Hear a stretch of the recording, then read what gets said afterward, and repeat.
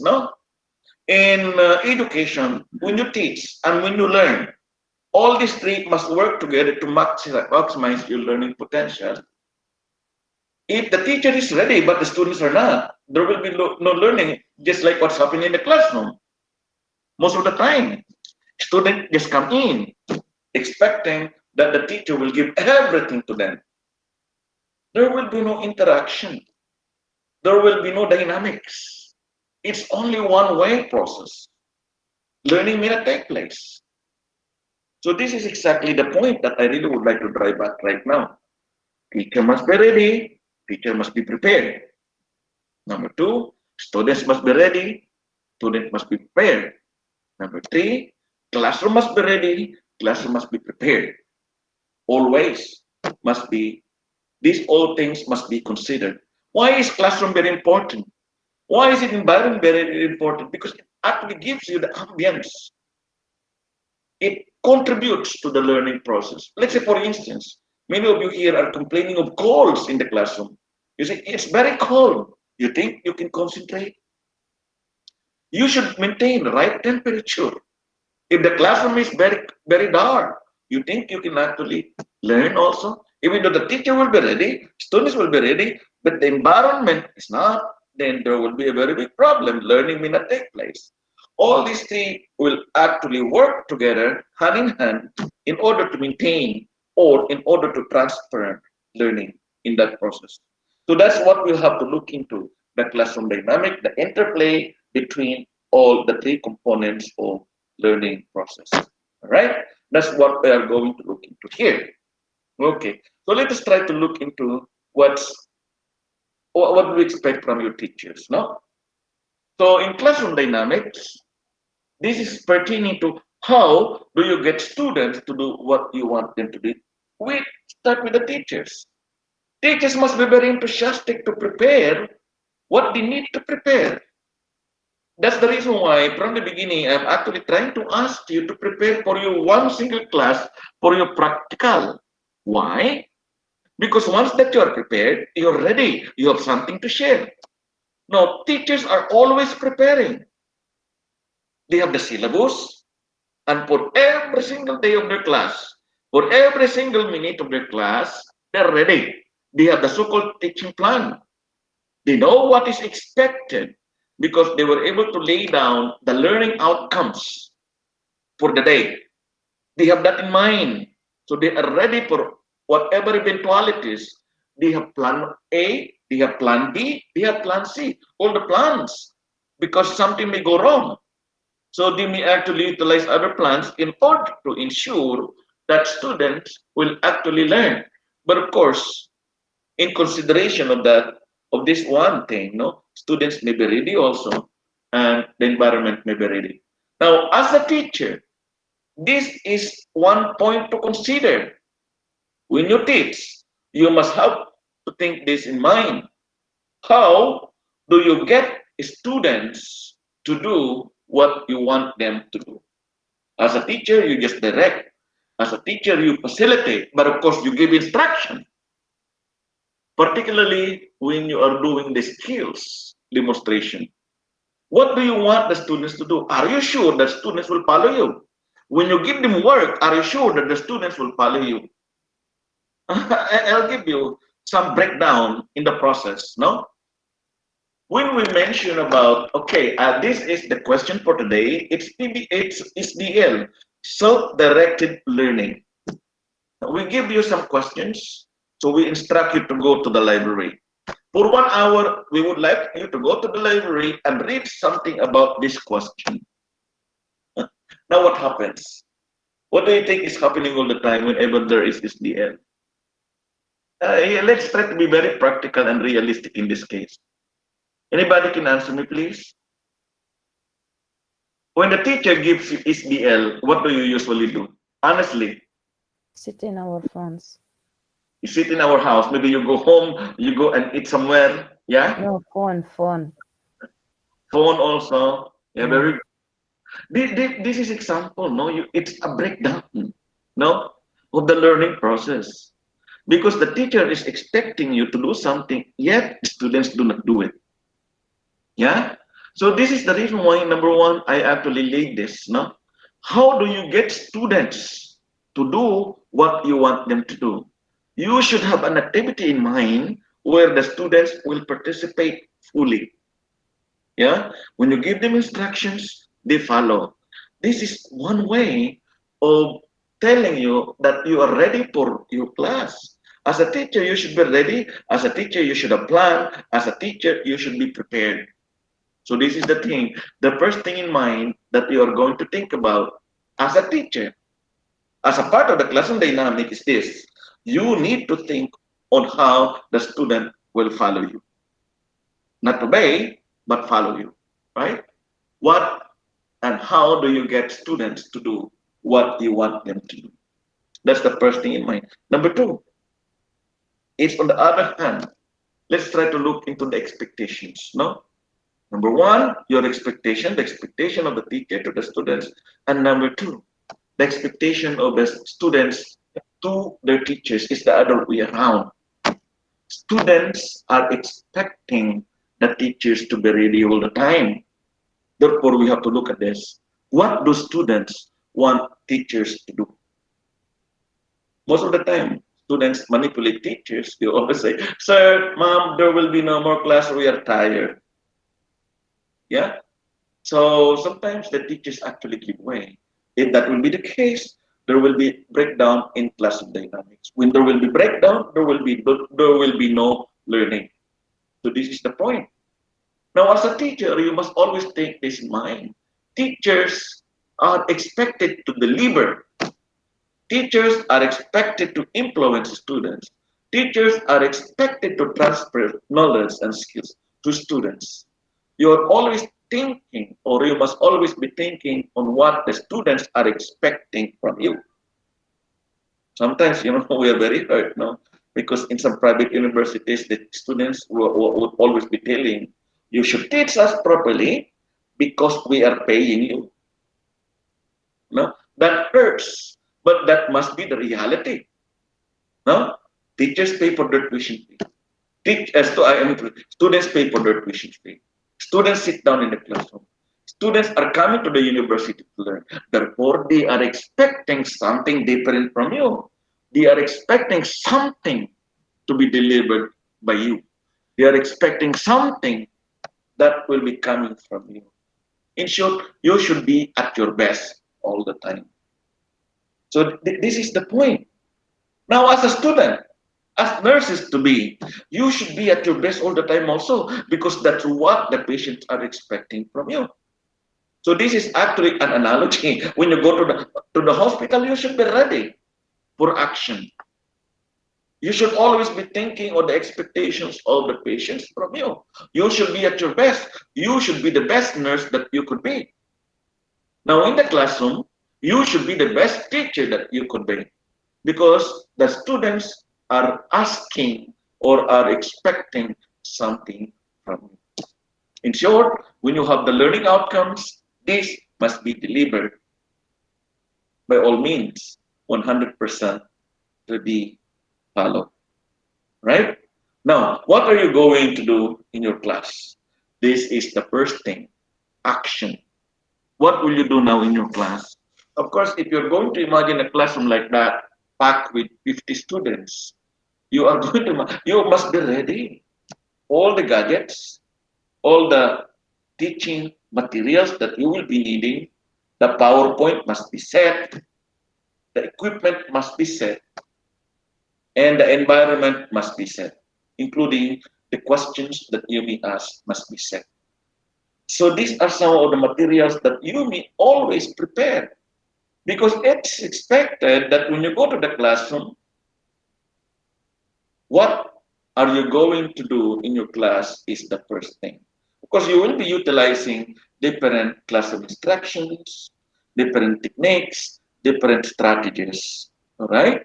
In order to maximize the learning potentials and the learning process of your students. These are exactly the things that you should actually be thinking about, no? You should be ready. You should be prepared. You should know what you're going to teach. That's why as a teacher, they are becoming expert in their own field, in their own area. in order to maximize the learning potentials of the students. Yeah, moving forward. So if you're going to look on the passion of the teachers, now as a teacher, you should be passionate of what you're going to do. You should love all the things that you're going to do. You do not just go to the classroom because you're paid. You do not just you're not just doing your job because you're paid. You are doing your job because you love it. You are teaching because you love teaching. You are going to nurse your patient because you love nursing. In similar way, if you're going to do that, you will be committed, you're very passionate, you will be good. Remember the movies that are being portrayed all the time about teachers. If you could recall, I could recall so many movies pertaining to teachers and I love watching them. Most probably also you could actually have seen portrayal of nurses and you love watching them. Like some of the movies that are actually presented here. If you're going to recall Mr. Holland's Opus, this was in the 1990s, no? If we're going to recall also Robin Williams, this was in the 1990s, the Dead Poet Society. Dangerous Minds also. So if you're going to recall what happens in the classroom, they go out of the way in order to influence students, in order to shape the minds of the students because they love what they are doing. When you love what they are doing, what you are doing, students will remember you. Remember, if you know what you are doing, you are going to set the learning process in the classroom. You will be the one to initiate what we call as the classroom dynamics. No? Remember, if you all recall the movie of Robin Williams. Robin Williams is so sad because he committed suicide, no? I think many years ago. This is very controversial, no? But he's a very good actor. I love his movie, you know. If you're going to look at his movie, he went out of the way. Sometimes he would actually lecture the students moving or jumping on the table, or he would actually ask the students to read a poem or a poetry. So the students are actually very enthusiastic also in both ways. Teacher is enthusiastic, students are enthusiastic. They will find their own way to maximize the learning. They do not learn only in the classroom, they learn also outside the classroom. That must be the point, no? As a member of the classroom dynamic, teacher must always go outside the box. A student must also go outside the box. You have to do your part. Not just that you do not do your part, because some students actually, we say it that way. I actually have a joke to some of my students. You see, when you go to your classroom, when you come to your classroom, you have not even read. The bag that you used last week is similar to the bag that you bring today, unopened. The same garbages that you have last week can be found on the same day that you have today. Something like that. Yeah? In short, you have not even opened your bag. You have not even opened your notebooks. You have not opened your books. So that when you enter the classroom, you're just going to sit down there expecting that the teacher will give you everything. Now remember this class, no? I am always telling this to my students. Now, in education, you can only get 10% from us. Where is the rest of the 90%? 90% must always be coming from you. You see, if you're going to read the subject matter by your own, chances are you will be learning so much.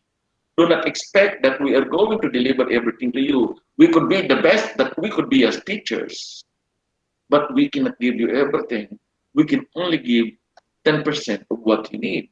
The rest of the 90% will be coming from individual learning. That's why you have to read on your own. You have to follow, you have to go outside the box. You do not just learn when you are inside the classroom with your teachers. You should go outside the box, read on your own. Forget about the grades. Sometimes students are grade oriented, so they forgot to learn. They are always mindful of their grades, but they are not mindful of what they are going to learn. Sad to say, but it's happening. No? They're expecting themselves to get A plus or A, but they are not expected to learn. Yeah. So this is actually what's happening in the classroom nowadays. No? Maybe when you're going to be a teacher, your movie will be portrayed here, will be paste it here in a way. Now, now as a teacher, when you are actually be ready or prepared, in short, you assume that you are a part of the classroom dynamic. You set the class picking. You set all actions all the time actions in the class. You see, what do you feel when you go to your classroom? You you involve your emotion. You should be very excited to see your students. I'm excited about my first day of class.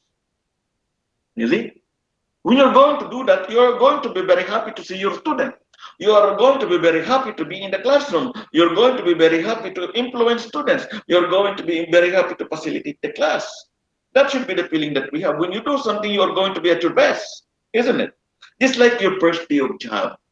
When you're going to be when you're going to be a teacher, it must always be like this. It must always be your first day of the job, not the second day, not the third day. You get the point? If you're excited about your first day of class, that means to say you are ready, you have prepared, you have all the materials needed. That must always be happening every day to you. That must always be the point that you have to keep. No, you should be excited. Anyway, isn't it that when you have a trip, when you are excited about the trip, you cannot sleep. Maybe a day before you are already prepared of what you need. In similar way, if you're a teacher, when you think about I'm excited about my first day of class, you're very ready. You have to prepare all the things that will be needed by you in the class.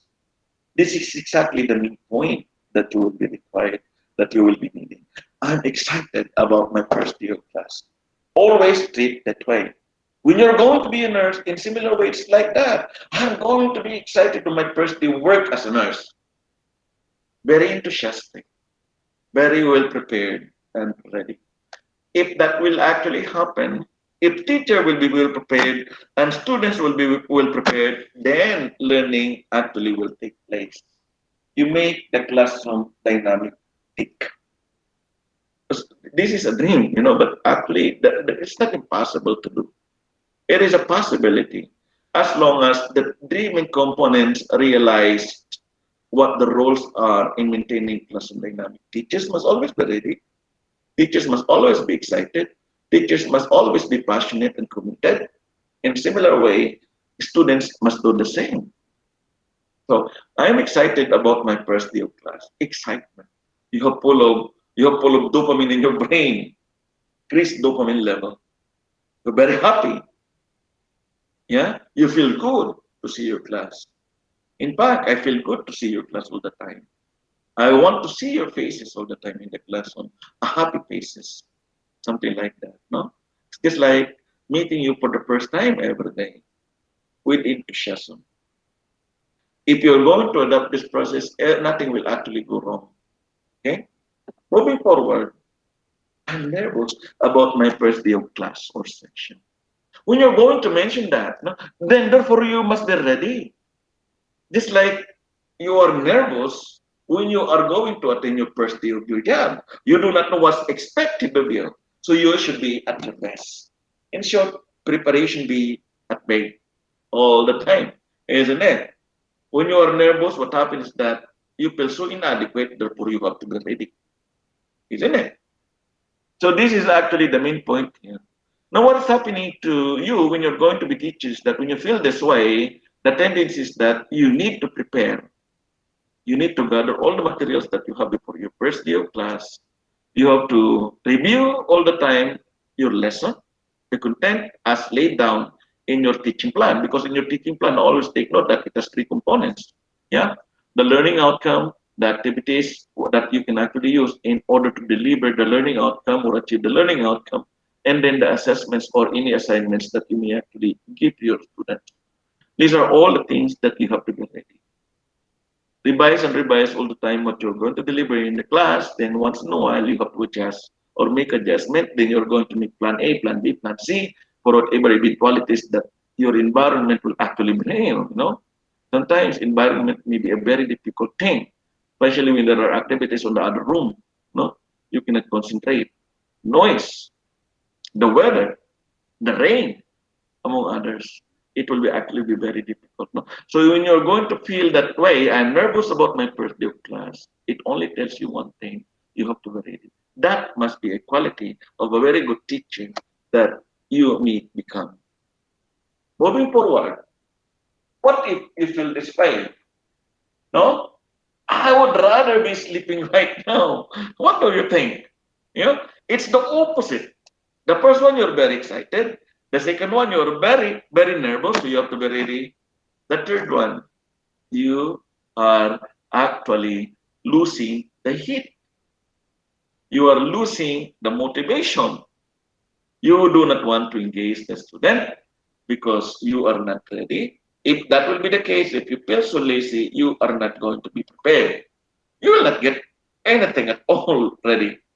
That will be the main problem that you encounter here. I would rather be sleeping right now. If you're going to tell that, then there is no point for you to learn. That's why there are times that teachers will actually come to the classroom and prepare. I always keep this to my students, no? Leave everything behind at home when you are going to be a teacher. Likewise, when you're going to be a nurse, no? Leave everything behind. The problem at home may not be the problem in your workplace. Therefore, leave your problem at home because you have another problem in the workplace that you have to face. Yeah? Let's say you quarrel with your husband. When you go to work, if you're going to bring that, what happens? Is it? As if you have no cease, you have no zeal to teach your students. So that's the reason why sometimes you would actually feel the same way. I would rather be sleeping right now rather than facing the classroom. No. So as I mentioned to you, this will be the complete opposite of number one and number two slides that I actually have shown to you. Number one, you are very excited. You know, see, you have to be ready. Number two, you are very nervous, so therefore you are going to be prepared. Here, the opposite. I would rather be sleeping right now. That means to say you'll not be reading anything. You'll not be preparing anything. In short, you have no zealous, you have no zeal, you have no dream, you have no, you do not want to meet your students in the same way. In that case, there will be no learning process. Moving forward, now we're going to look at the quality of a great teacher. Now, being a great teacher means saving less time and energy to be a great researcher. Yeah? Is that what you believe in? Now, as a teacher, we believe that we need to contribute in the body of knowledge that we are delivering to the students. Now, remember this: when you are a teacher, particularly in the university, what happens is that you need to do your own research. You need to contribute to the body of knowledge that you will be utilizing. After all, you are called professor. When you say professor, you have something to tell. If you're a lecturer, junior lecturer, you're just actually regurgitating from the textbook. But when you are prepared, when you are supposed to be a professor, you have something to profess. They're calling you professor because you have researched something, you have already contributed to the body of knowledge that you are actually teaching, therefore you have something to profess to your students. After all, what we are teaching in the class is based on the understanding that we have on what we have in the classroom. Let's say, for instance, no, we have a specific course. Let's say nursing education. There is a course syllabus that we are going to follow.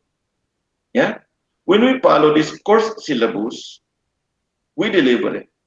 Now, as a teacher, we do our own reading, we do our own preparation. Now, when we teach, it becomes our own. We digest, we understand, and we deliver. That's the reason why sometimes teachers may commit mistakes because of their biases.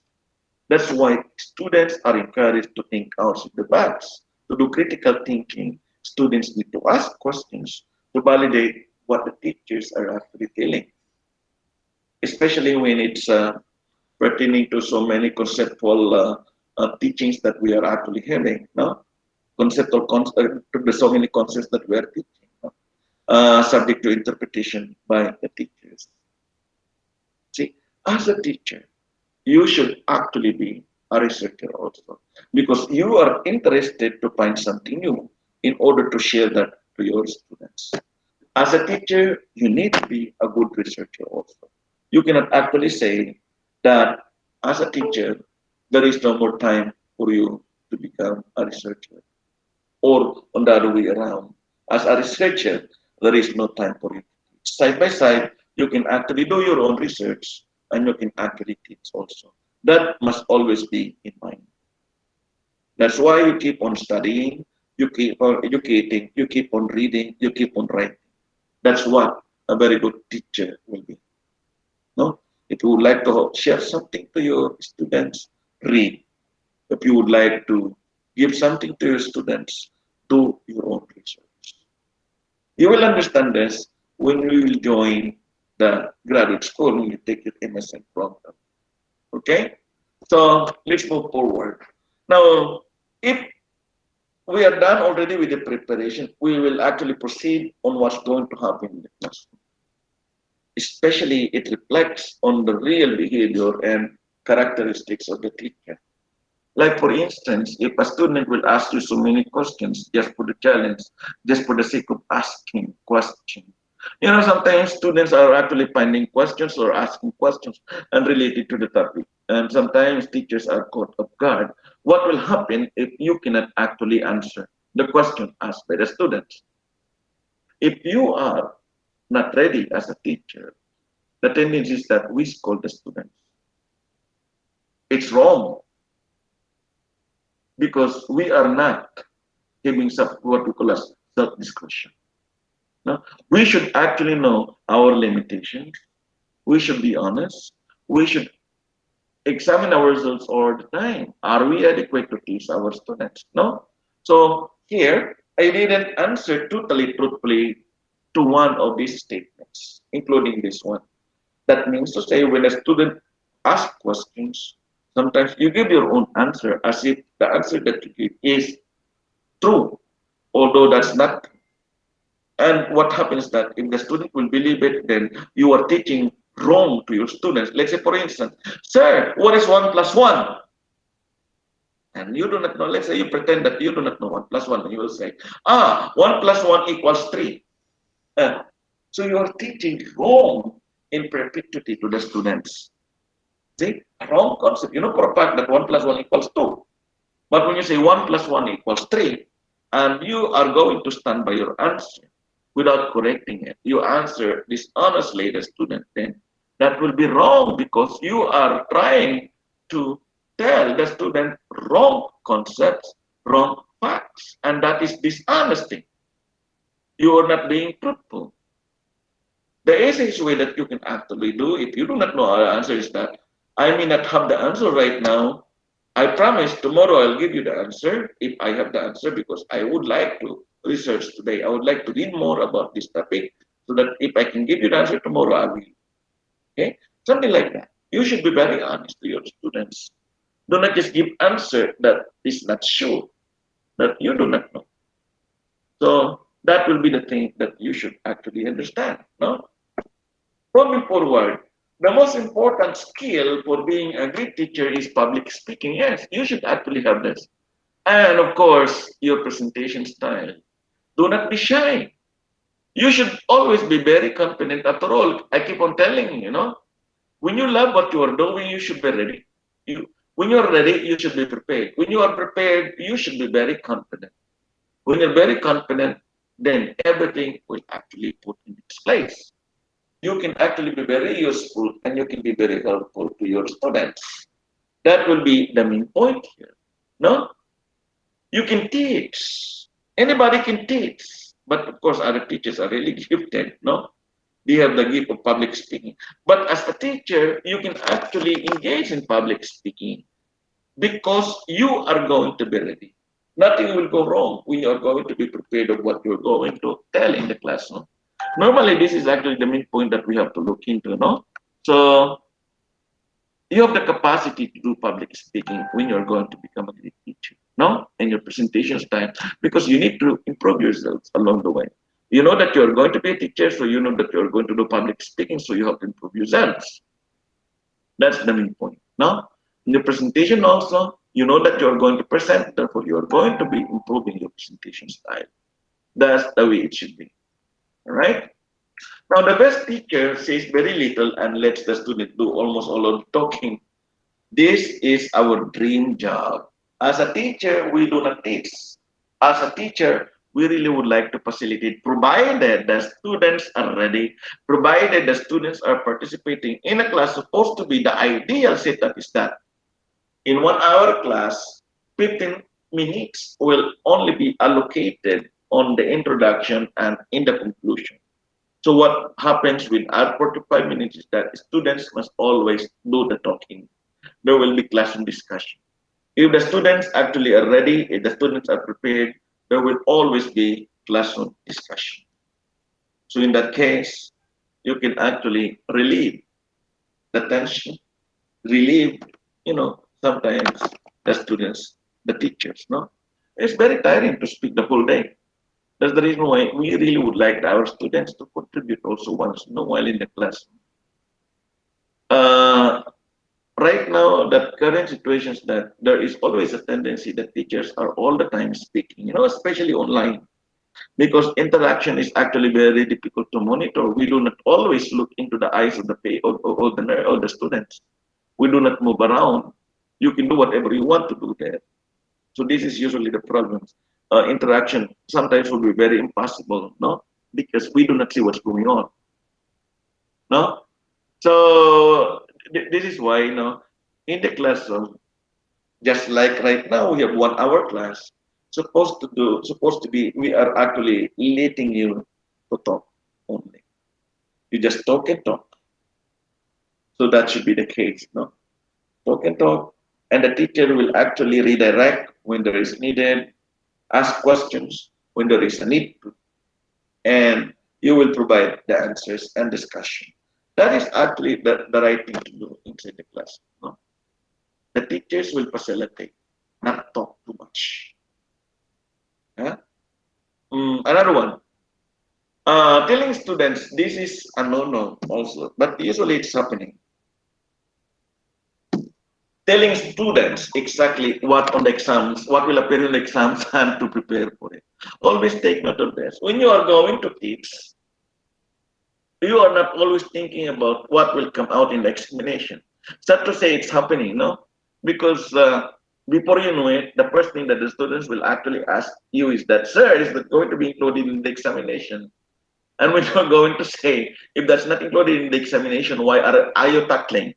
So as if the concept is that you are just going to the classroom and studying because you are preparing for the exams. That's a no, that's a wrong concept.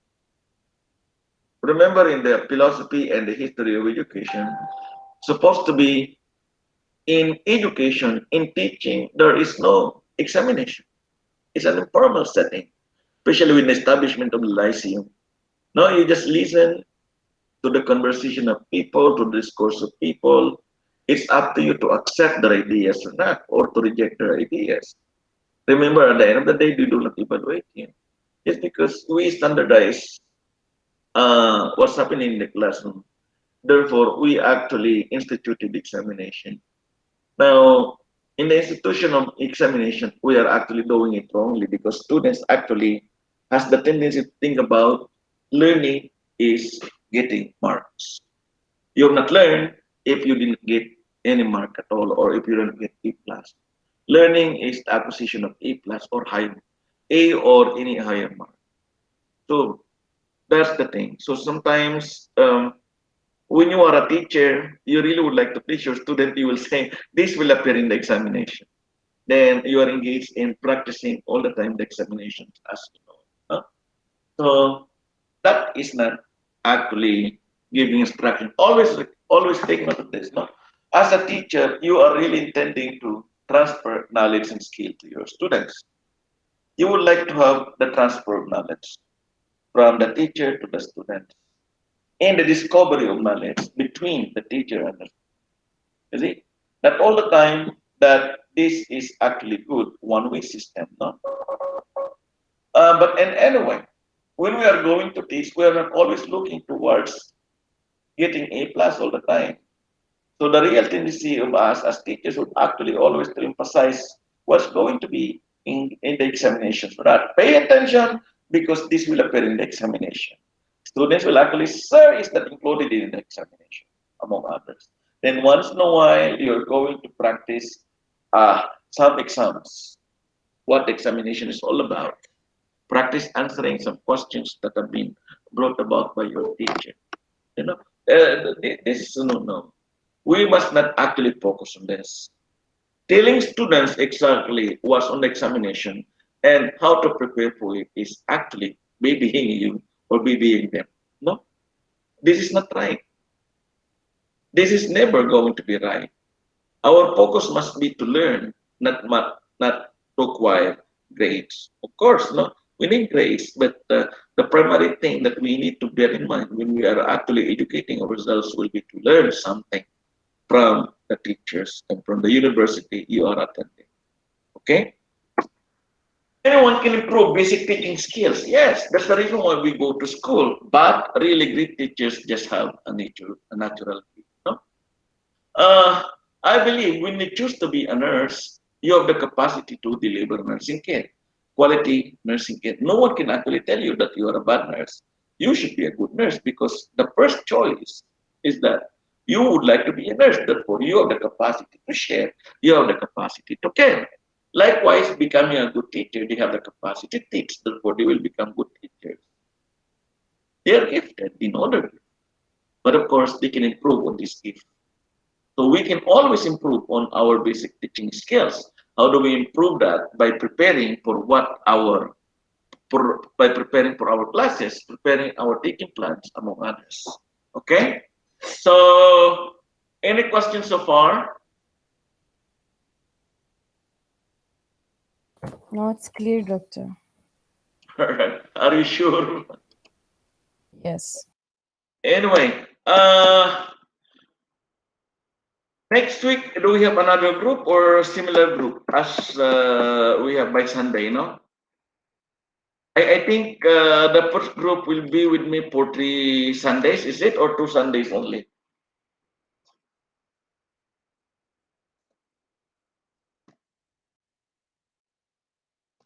In your practical, no? I still have to review the practical schedule, no?